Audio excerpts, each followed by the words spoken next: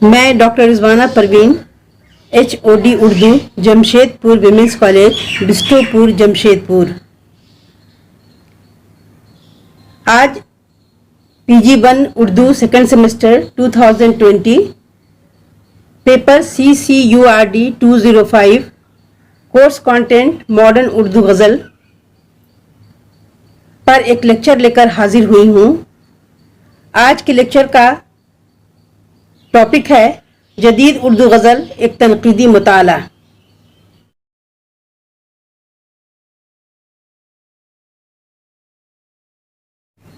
طالبات، قبل اس کے کہ ہم غزل پر ایک تنقیدی نگاہ ڈالیں، عرض کرنا چاہوں گی کہ ہم سے پوچھو کہ غزل کیا ہے، غزل کا فن کیا؟ ہم سے پوچھو کہ غزل کیا ہے، غزل کا فن کیا؟ چند لفظوں میں کوئی آگ چھپا دی جائے، چند لفظوں میں کوئی آگ چھپا دی جائے۔ سب سے پہلے ہم غزل کی تعریف پر غور کریں گے۔ غزل اردو شاعری کی ہر دل عزیز صنف سخن ہے۔ انگریزی ادب میں غزل کی تعریف کچھ اس طرح کی گئی ہے کہ a traditional form of poetry in Persian or Urdu, it has a fixed number of verses and it usually set to music is called a غزل۔ فارسی اور اردو شاعری کے ایک روایتی صنف جس میں قافیہ اور ردیف کی پابندی کی جاتی ہے اور تغزل جس کی روح ہے، غزل کہلاتی ہے، یعنی an Arabic love poem with a recurring rhyme and a limited number of stanzas in ghazal called ghazal, a poetic form mostly used for love poetry in Turkish, Urdu, Arabic and Persian۔ تیسری تعریف ہے the ghazal is a poetic form consisting of rhyming couplets and a refrain with each line sharing the same meter۔ A ghazal may be understood as a poetic expression of both the pain of loss or separation and the beauty of love in spite of the pain। The form is ancient, originating in 6th century Arabic verses. It was originated in Iran. The exact definition of ghazal is to talk to the beloved ones۔ غزل کے لغوی معنی عورتوں کے متعلق باتیں کرنا، عورتوں سے باتیں کرنا، اور اردو انسائکلوپیڈیا کے مطابق ہرن شکاری کتوں سے زخمی ہو کر مایوسی کے عالم میں جو صدائے دردناک بلند کرتا ہے اسے غزل کہتے ہیں۔ اس حوالے سے درد و غم کے بیان کو غزل کا موضوع کہا جاتا ہے۔ غزل عربی زبان کا لفظ ہے۔ پروفیسر حمید خان کے خیال میں غزل نے قصیدے ہی سے جنم لیا۔ ڈاکٹر سلام سندیلوی کے لفظوں میں اردو ادب میں داخلی شاعری کی بہترین مثال غزل ہے جو شاعر کی دروبینی کا نتیجہ ہوتی ہے۔ غزل میں شاعر مختلف واردات قلبیہ نظم کرتا ہے، خوشی و غم، وصل و ہجر کیفیات کی عکاسی کرتا ہے، حسن محبوب دیکھ کر اس کے دل میں جو احساسات بیدار ہوتے ہیں ان کی سچی تصویریں کھینچتا ہے۔ اس کے علاوہ اخلاق، تصوف اور فلسفے کی گتھیاں بھی سلجھاتا ہے، لیکن وہ یہ ساری گفتگو رمز و کنایہ میں بیان کرتا ہے۔ اشارات اور رمزیت غزل کی جان ہیں، یہی چیز غزل کی شاعری میں جان پیدا کرتی ہے۔ بقول ڈاکٹر سلام سندیلوی، ادب کا تنقیدی مطالعہ، لاہور۔ چنانچہ یہ امر قابل ذکر ہے کہ ابتدائی دور میں شاعری ہی کو ادب خیال کیا جاتا تھا۔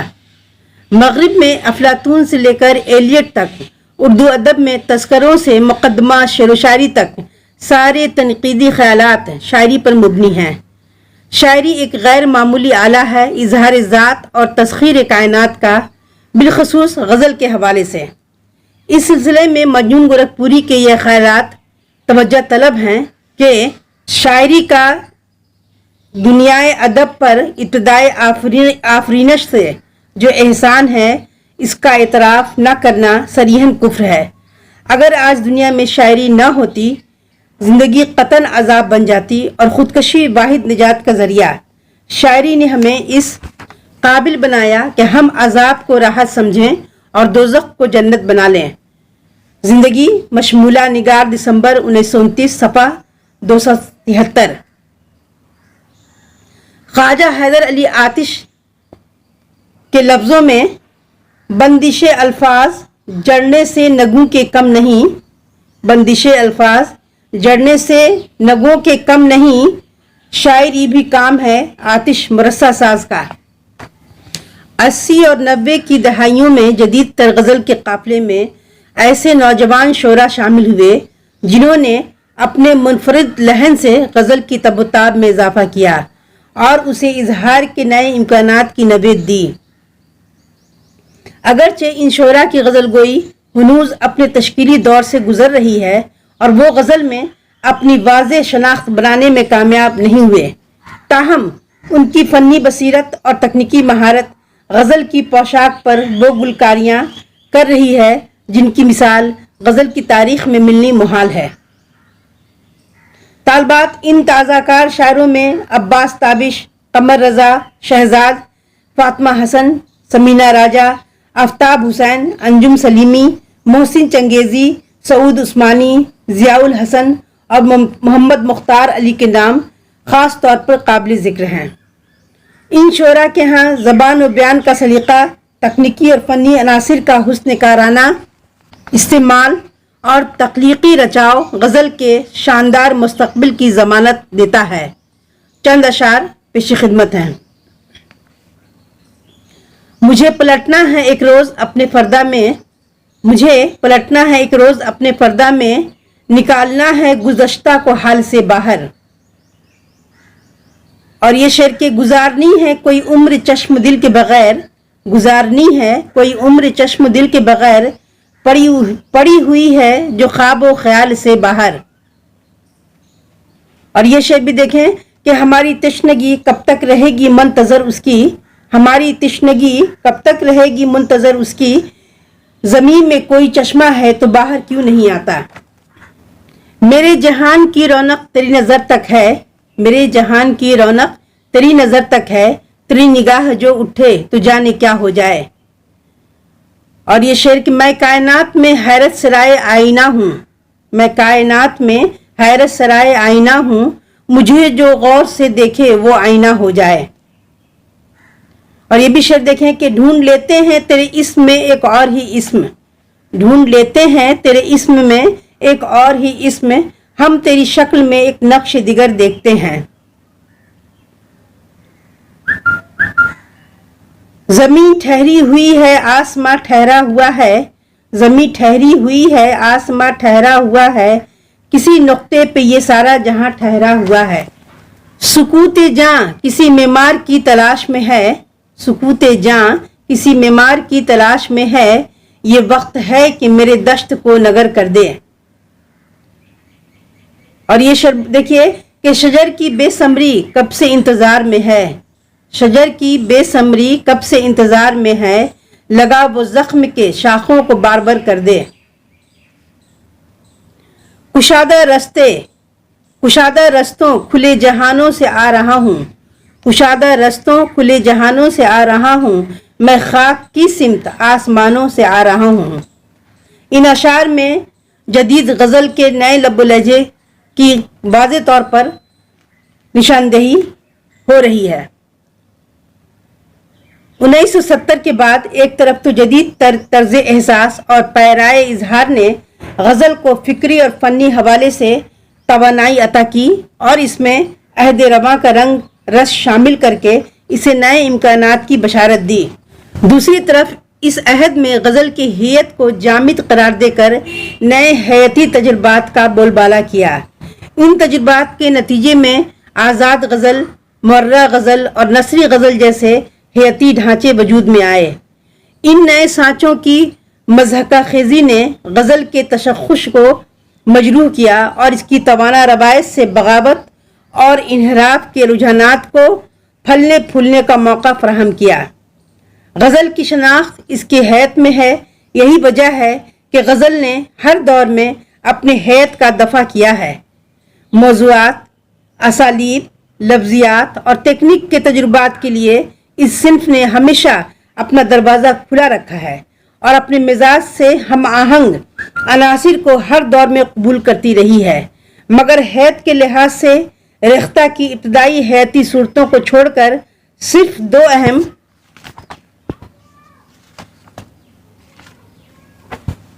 تبدیلیوں کا سراغ ملتا ہے۔ اول مستزاد غزل، دوم غیر مردف غزل۔ یہ دونوں تبدیلیاں غزل کے حیت اصلی سے کسی طور متصادم نہیں۔ مستزاد غزلیں بہت کم کہی گئیں اور ان کی حیثیت ایک تجربے سے زیادہ کچھ نہیں، البتہ غیر مردف غزل کا سانچہ ہر دور میں مروج رہا ہے اور اس میں اکثر و بیشتر غزل گو شعراء نے کلام کہا ہے۔ قافیہ اور وزن کی طرح ردیف حیت کا لازمی ترکیبی عنصر نہیں ہے، اس لیے ردیف کے ہونے یا نہ ہونے سے غزل کی حیت متاثر نہیں ہوتی۔ 1970 کے بعد ہونے والے حیاتی تجربات میں غزل کے مزاج کو نظر انداز کرتے ہوئے محض جدت یا تبدیلی کے شوق میں نئے نئے سانچوں کو متعارف کروایا گیا۔ حیت برائے حیت کی غرض سے ہونے والے ان تجربات میں کئی شعراء نے اپنی تخلیقی صلاحیتوں کو ضائع کیا اور غزل کے روشن منظرنامے کو دھندلانے کی کوشش کی۔ ذیل میں ان حیاتی تجربات کا اجمالی جائزہ پیش کیا جاتا ہے۔ ہندوستان کے شاعر مظہر امام نے سب سے پہلے آزاد نظم کے تتبع میں آزاد غزل کا تجربہ کیا۔ اس تجربے کے آغاز اور اس کے جواز کے متعلق وہ رقم تراز ہیں کہ غزل کے حیت میں واقعی انقلابی تجربہ آزاد غزل کی صورت میں ہوا، جو اب تک متنازع ہی بنا ہوا ہے۔ انہوں نے کہا تھا کہ اگر میرے ذکر کو بد مذاقی پر محمول نہ کیا جائے تو یہ عرض کروں گا کہ اس تجربے کا پہلا گناہگار میں ہی ہوں۔ میں نے محسوس کیا کہ اگر آزاد نظم ہی کی طرح آزاد غزل کہی جائے اور مصروں میں ارکان کی کمی بیشی روا رکھی جائے تو غیر ضروری الفاظ اور فقروں سے نجات پائی جا سکتی ہے اور خیال کو وسعت بھی بخشی جا سکتی ہے۔ میں نے غزل کے دوسرے لوازمات اور صنفی خصوصیات پر حرف آنے نہیں دیا۔ چونکہ ارکان کی کمی بیشی سے ہی آزاد نظم کی تشکیل ہوتی ہے، اس لیے مجھے اس کے مقابل آزاد غزل ہی مناسب نام معلوم ہوا۔ طلبات اوپر کے اس قول کے مطابق اس تجربے کی ضرورت اور افادیت کا اندازہ اس امر سے لگایا جا سکتا ہے کہ یہ تجربہ 1945 میں کیا گیا، مگر اس کو منظر عام پر آنے کے لیے 1962 تک انتظار کھینچنا پڑا۔ یوں پہلی بار آزاد غزل سہمائی رفتار نو دربھنگا کے جنوری 1962 کے شمارے سالگرہ نمبر میں شائع ہوئی۔ آزاد غزل کا یہ پہلا با اعتبار نمونہ ملاحظہ ہو۔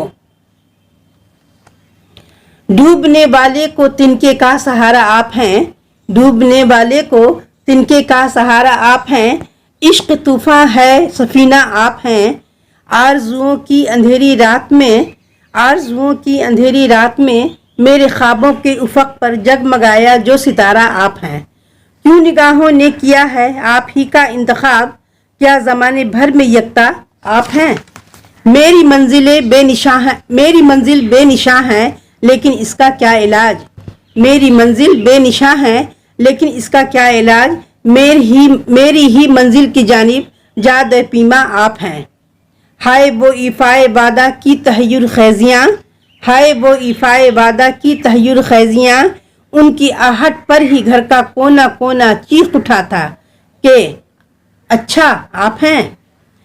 حیت کی مضحکہ خیزی کو اگر نظر انداز بھی کر دیا جائے تو بھی یہ آزاد غزل فنی اعتبار سے تیسری یا چوتھے درجے کی غزل کا مقابلہ کرنے سے قاصر ہے۔ ارکان کی کمی بیشی نے صرف حیت کو ہی مجروح نہیں کیا بلکہ آہنگ کو بھی متاثر کیا ہے۔ اس آزاد غزل کے ذریعے خیال کو جو وسعت بخشی گئی ہے وہ بھی اہل نظر سے پوشیدہ نہیں۔ مظہر امام کی اس حیاتی تجربے کی کامیابی کے بعد ہندوستان میں کرشن موہن، علیم صبا نویدی اور کئی دوسرے شاعروں نے بھی آزاد غزلیں تخلیق کیں۔ علیم صبا نویدی کا 1962 کا آزاد غزلوں پر مشتمل مجموعہ رد کفر کے نام سے 1969 میں شائع ہوا۔ اس مجموعے کے اشاعت سے آزاد غزل کی تخلیق میں तेजी का रुझान उभरा और हिंदुस्तान के साथ साथ पाकिस्तान में भी ये हैती पैकर तख्लीक के लिए इस्तेमाल किया जाने लगा। पाकिस्तान में आज़ाद गज़ल की अवली झलक ज़फ़र इकबाल के शेरी मजमूए रुतबो याबिस में दिखाई देती है।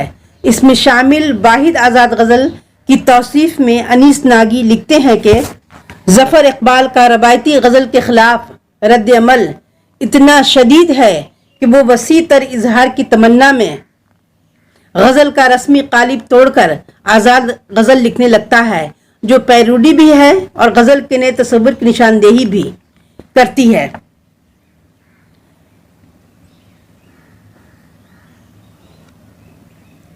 तालबात गज़ल के नए तस्वुर के हामिल और वसी तर इजहार की ख्वाहिश से सरशार इस आज़ाद गज़ल के 3-4 अशार देखिए। इस मकां को उस मकी से है शरफ, इस मकां को उस मकी से है शरफ, यानी एक अफवाह सी उड़ने लगी है हर तरफ। मौत के मुंह से है कुत्ता बंधा, इसलिए सुनना पड़ेगी अफ अफ। नस्र सानी भी करेंगे इस गज़ल पर, ऐ ज़फ़र फ़िलहाल तो लिखी है रफ। ज़फ़र इकबाल ने बाद में इस हैती पैकर को इस्तेमाल न किया, वरना जिस तरह उन्होंने लिसानी तोड़फोड़ से गज़ल को ज़ोफ़ पहुँचाया, इस तरह हैती हवाले से भी गज़ल मफलूज होकर रह जाती। गज़ल को हैती हवाले से मफलूज करने की सआदत ज़फ़र इकबाल के बजाय मारूफ तरक्की पसंद गज़ल गो फारिग बुखारी को अता हुई। उन्होंने 1979 में हैती तजुर्बात पर मुश्तमिल मजमुआ गज़लिया के नाम से शाया किया। गज़ल की मरविजा हैत से इनकी बेजारी का अंदाज़ा ज़ेल के इख्तसाबात से लगाया जा सकता है। मुलाज़ा करें ये इख्तसाबात। नंबर 1, सदियों की इस अमल में फ़ारसी गज़ल और रद्द गज़ल इतनी कसीर तादाद में की गई है कि इसके मुंतखब अरफा व आला सरमाया का वज़न भी मनोटनों के आखिरी हिंसों से तजावुज़ कर चुका है और 10 सदियों तक जितनी गज़ल हो चुकी है, अगर आइंदा 10 सदियों तक ना कही जाए तो कोई कमी महसूस न होगी कि इसके तमाम इम्कानी मराहिल तय हो चुके हैं और सिवाय इसके कि कोई गुंजाइश नज़र नहीं आती कि चबाए हुए लक़्मों की जुगाली की जाए, लफ्ज़ों की शब्दाबाजी दिखाई जाए और ज़बान व मुहावरे की बाजीगरी से दाद व तहसीन के डोंगरे वसूल किए जाएं, या उसलूब, लहजे और इजहार के कारीगराना पैरायों से पिटे हुए मौज़ूआत को दोहरा कर फर्जी जिद्दत और नुदरत के ढोल बजाए जाएं। प्रोफेसर रशीद अहमद सिद्दीकी ने गज़ल को उर्दू शायरी की आबरू कहा है। हकीकत यही है कि उर्दू गज़ल वाकई आबरूए शेर उर्दू है। सदियों के उबूर मरूर के बावजूद ये सिन्फ आज भी मौजिब दिलकशी है। इस सिन्फ पर एतराज़ात भी हुए, लेकिन उर्दू गज़ल का जादू आज भी कायम है। तजुर्बात इंसानी की दुनिया चूँकि महदूद नहीं, इसलिए गज़ल की क़ुव्वत इज़हार भी किसी हद को गवारा नहीं करती। इंसान के मतनव्वु ख़यालात की रंगारंगी से सिन्फ़ गज़ल रंगीन हो गई है। गज़ल में सोज़ गुदास की दुनिया भी आबाद हुई है और महबूब के हुस्न जमाल की महफिल भी सजाई गई है। लेकिन हर दौर में गज़ल ने अपनी इनफरादियत कायम रखी है। गज़ल आप बीती भी है और जग बीती भी। गज़ल की दाखिलियत अहले एहसास को मुतासिर करती है। इसका दायरा चूँकि ज़िंदगी और ज़माने पर मुहित है, इसलिए इसके इख्तिसार में एक जहान मानी आबाद होता है। तालबात, आम तौर पर यह कहा जाता है कि जदीद उर्दू गज़ल का आगाज़ हिंदुस्तान की पहले जंगी आज़ादी के बाद हुआ। मौलाना अल्ताफ़ हुसैन हाली और मोहम्मद हुसैन आज़ाद ने जदीद उर्दू गज़ल की बुनियाद डाली। इस रवायत को बाद के ज़माने में अल्लामा इकबाल और जोश मलिहाबादी ने आगे बढ़ाया और नई रविश पैदा की। इसी तरह अलीगढ़ तहरीक और तरक्की पसंद तहरीक ने अदब, समाज और सियासत की तारीख़ में जो फ़आल किरदार अदा किया, इसकी अहमियत से किसी को इनकार मुमकिन नहीं। गुज़श्ता 6 दहाइयों के दौरान उर्दू गज़ल में जो तब्दीलियाँ और इजाफे हुए, इसमें तरक्की पसंद शोराए उर्दू और जदीद गज़ल निगारों का बड़ा हिस्सा है। यह गज़ल की हमागिरी और गहराई का बैन सबूत है कि इसने दबिस्तान दिल्ली के ज़ेर असर आह फ़ग़ां और नाला फरियाद और दाखिलियत के तासुरात क़ारीन में पैदा किए, तो दबिस्तान लखनऊ के तहत ऐश कोशी, ज़ाहिरदारी और आमियाना जज्बात के अलावा महबूब के लब रुखसार और ज़ाहरी सरापे के नकूश गहरे किए और बाद के ज़माने में जिद्दत पसंदी का दौर दौरा हुआ तो जदीद गज़ल ने तहजीब व अक़दार के इंतशार, सियासी मसलहत अंदेशी, फ़र्द की तन्हाई, मजहब की बेकदरी और इंसानी दाखिली करब व इस्तराब की आयनादारी की और तर्जुमानी माहौल से कभी चश्मपोशी नहीं की। जदीद उर्दू गज़ल का मेयार मुकर्रर करते हुए जनाब नामी अंसारी लिखते हैं कि जदीद गज़ल बावजूद नई नई अलामतों और असालीब बयान के नए नए सांचों के सुनने वालों को मुतासिर भी करती है और इनके जहनों को मसरत व इंबसात का एहसास भी अता करती है। नई शायरी का महवर आम तौर से तन्हाई का अलमिया, वजूद का बिखरना, चेहरे की गैर हैरत, ज़ात का कर्ब, लफ्ज़ की नारसाई और शिकस्त खुर्दगी की फ़िज़ा है, जिसे जदीद शोरा आलामात व इस्तारात के नए नए सांचों में ढालकर पेश करते हैं। आज़ादी के बाद अंग्रेज साम्राज्य की ग़ुलामी का दौर ख़त्म हुआ। बदले हुए हालात में जिन शोरा ने नए गज़ल को नया मोड़ दिया, इनमें इब्न इंशा, खलील रहमान आज़मी और नासिर काज़मी के नाम काबिल ज़िक्र हैं। इनके अलावा जिन्होंने गज़ल की जमालियात को नए तजुर्बों से मालामाल करते हुए असरी ज़िंदगी के मसाइल और तकाज़ों के तहत जदीद गज़ल की आबियारी की, इनमें अब्दुल हमीद अदम, सैफुद्दीन सैफ, बाक़ी सिद्दीकी, नश्वर वाहिदी, जमील मजहरी, हबीब जालिब, हफीज़ होशियारपुरी, सूफ़ी ग़ुलाम मुस्तफ़ा तबस्सुम, अज़ीज़ हामिद मदनी, हमीद अलमास और कई दूसरे शोरा शामिल हैं। इन तमाम शोरा के चंद अशार बतौर मिसाल मैं यहाँ पेश कर रही हूँ। नासिर काज़मी का शेर है कि ध्यान की सीढ़ियों पे पिछले पहर कौन चुपके से पांव धरता है और हमारे घर की दीवारों पे नासिर उदासी बाल खोले सो रही है। अजब सुकून का आलम है यास का आलम, अजब सुकून का आलम है यास का आलम, ये दिलकशी तो गम इंतज़ार में भी नहीं। सैफुद्दीन सैफ। और ये शेर देखिए कि हम ऐसे दौर में पैदा हुए हमीद अलमास, दिमाग चुप है, तमीज़े हवास ख़त्म हुई। तालबात 20वीं सदी की छठी दहाई में जदीदियत की तहरीक ने सर उभारा, जिसे तरक्की पसंद तहरीक का रद्द-ए-अमल कहा जा सकता है। इस तहरीक के ज़ेर असर असरी आगही और सियासी मसाइल को जदीद गज़ल निगारों ने गज़ल का मौजू बनाया। कभी इंसान के लिए ज़मीन ही सब कुछ थी, उसके मसाइल ज़मीन के मसाइल थे, उसकी फलाह व बहूदी ज़मीन से वाबस्ता थी। फिर वो ज़माना आया कि इंसान को फ़िज़ा पर दस्तरस हासिल हुई। आज चांद और मरीख़ इंसानी रहगुज़र में हैं। जदीद गज़ल निगारों के ये आशार मुलाहज़ा हों। ये महर माह अर्ज़ो समा मुझ में खो गए, ये महर माह अर्ज़ो समा मुझ में खो गए, एक कायनात बन के उभरने लगा हूँ मैं। जान निसार अख्तर। हवा करेगी ताक़ुब कहाँ तलक मेरा, हवा करेगी ताक़ुब कहाँ तलक मेरा, कि मुझ पे ख़त्म है लम्हों का सिलसिला आखिर। अतीक़ुल्लाह। जदीद उर्दू गज़ल के लिए अल्फाज का इस्तेमाल, मिसरों का दरोबस्त और इनकी नशिस्त बर्खास्त ख़ास अहमियत रखती है। इसमें जज्बात और एहसासात का इजहार बेतकल्लुफ़ी से होता है। ज़बान मरविजा अंदाज से दूर, आम मुहावरों से परे कारोबारी ज़िंदगी की ज़बान दिखाई देती है। गैर रुमानी नाहमवारी सी। क्या किया जाए कि आज इंसानी ज़िंदगी ही ऐसी है। गैर शायराना खुरदुरा अंदाज बयान, उखड़ा उखड़ा लब लहजा, सख्त मुजल्लद अल्फाज, यही जदीद गज़ल की पहचान है। जदीद गज़ल निगार के नज़दीक जज्बे की अहमियत है।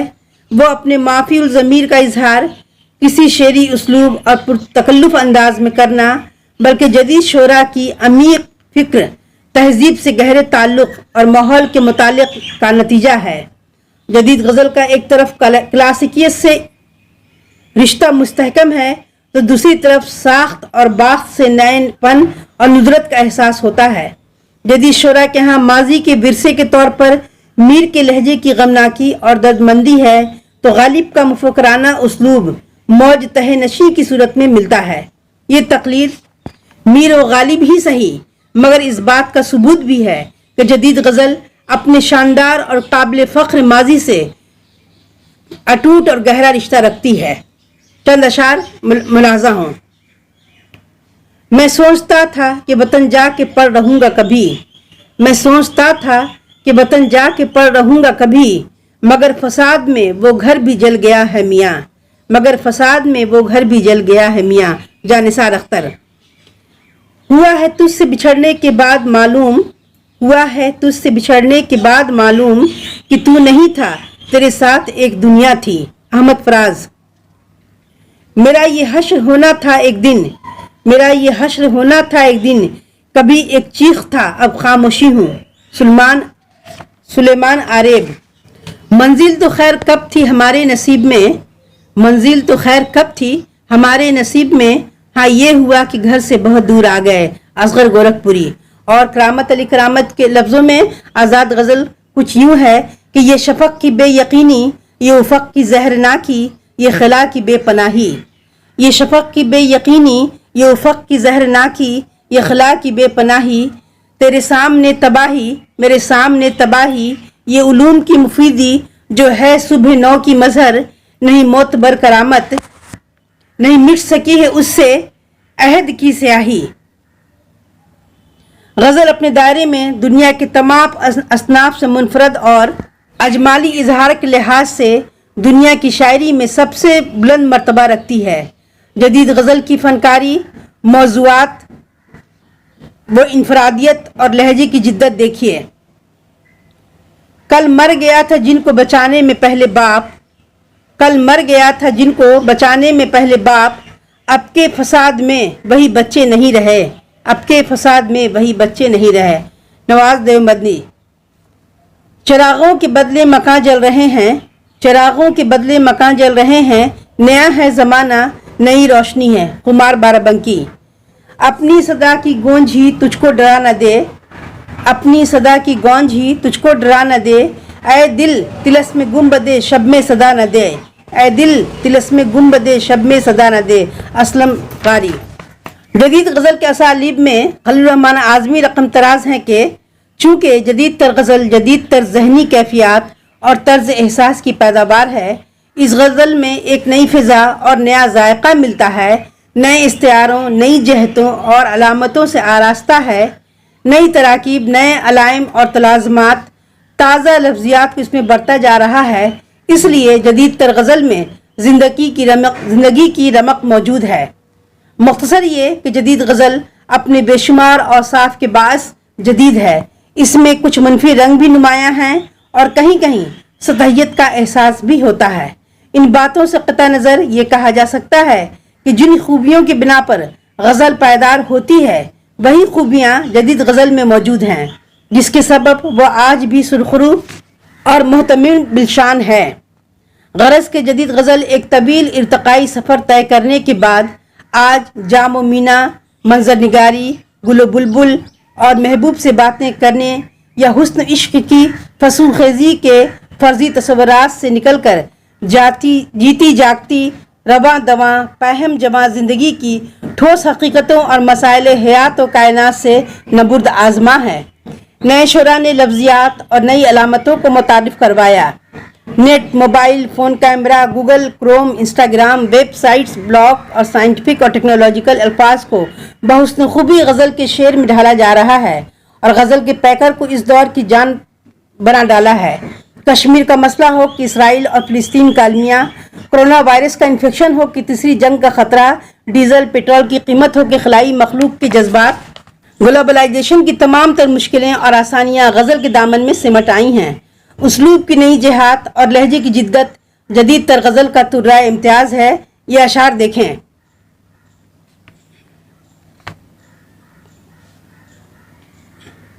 ظفر اقبال نے کس خوبی سے نئے زمانے کی تصویر کشی کی ہے۔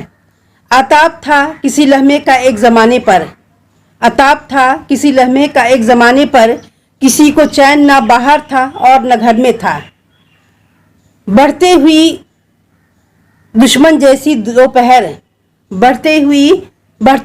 دشمن جیسی دوپہر، نیزوں جیسی تیز نکیلی دھوپ، اور یہ شعر کہ میں جس کو اپنی گواہی میں لے کے آیا ہوں، میں جس کو اپنی گواہی میں لے کے آیا ہوں، عجب نہیں کہ وہی آدمی عدو کا ہو، عجب نہیں کہ وہی آدمی عدو کا ہو۔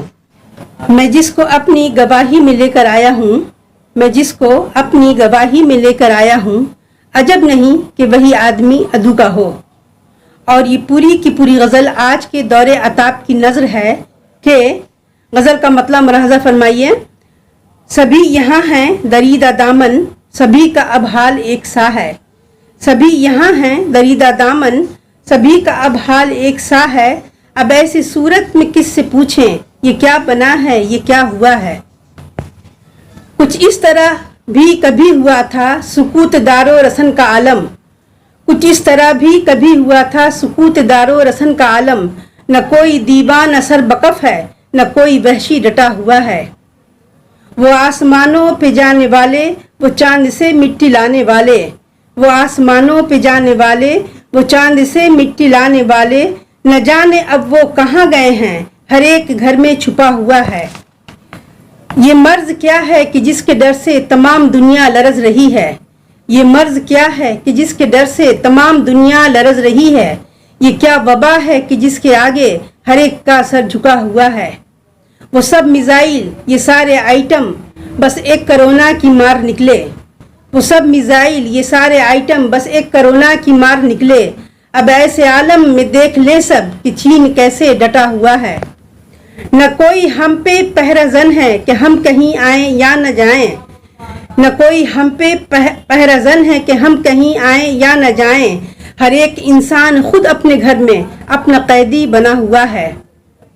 کوئی بڑا ہو یا کہ چھوٹا، کوئی گدھا ہو یا کہ بادشاہ، کوئی بڑا ہو یا کہ چھوٹا، کوئی گدھا ہو یا کہ بادشاہ، اس ابتلا کا کمال یہ ہے کہ سب کو یکتا کیا ہوا ہے۔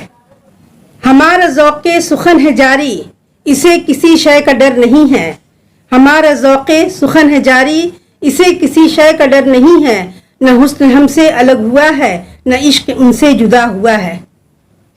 طالبات، اردو غزل کا جادو ہر دور میں سر چڑھ کر بولتا رہا ہے، اور غزل قدیم ہو کے جدید اس کی زلف گرہ گیر کے سب اسیر نظر آتے ہیں۔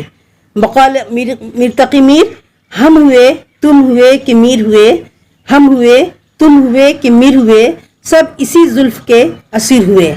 حوالہ جاتی کتب: نمبر 1 جدید شاعری ڈاکٹر عبادت بریلوی، نمبر 2 غزل کا نیا منظرنامہ شمیم حنفی، نمبر 3 غزل نمبر فن اور شخصیت، نمبر 4 آزادی کے بعد غزل کا تنقیدی مطالعہ بشیر بدر، نمبر 5 اردو غزل کا ارتقاء پروفیسر مغنی تبسم۔